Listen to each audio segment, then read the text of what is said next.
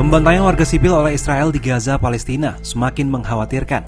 Terbaru, Kementerian Kesehatan Gaza melaporkan sedikitnya 9.770 orang tewas akibat serangan Israel, di mana 4.008 diantaranya merupakan anak-anak.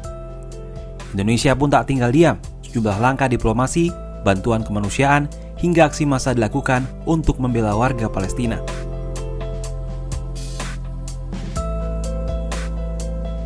Setelah konflik terbaru antara Israel-Hamas meletus pada 7 Oktober 2023, militer Israel terus-menerus melakukan serangan baik dari udara dan darat ke wilayah Gaza tanpa mempertimbangkan keselamatan warga sipil.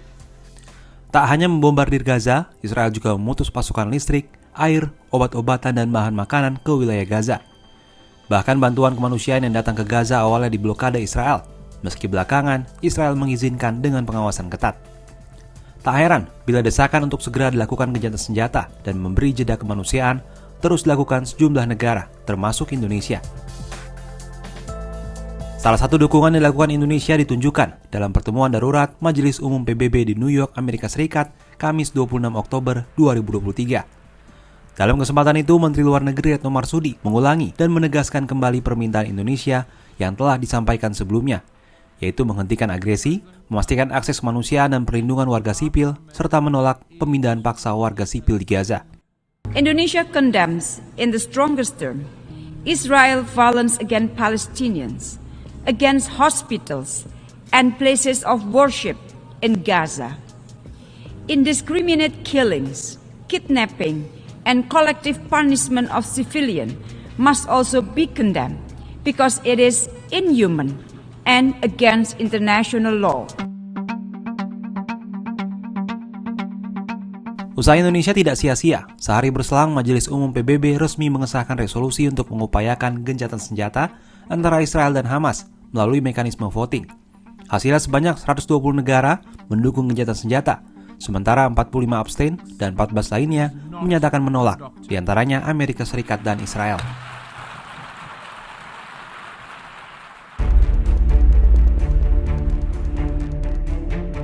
Meski telah didesak PBB, serangan militer Israel ke Gaza justru semakin membabi buta.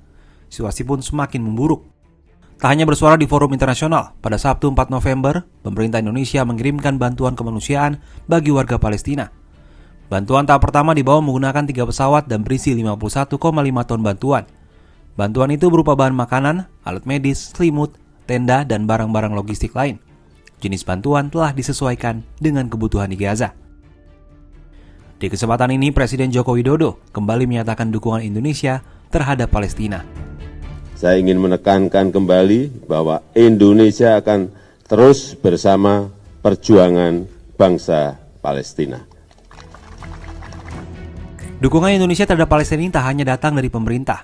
Pada Minggu 5 November, di Jakarta, massa dari berbagai elemen masyarakat menyuarakan dukungan bagi rakyat Palestina untuk segera mengakhiri serangan Israel ke Gaza.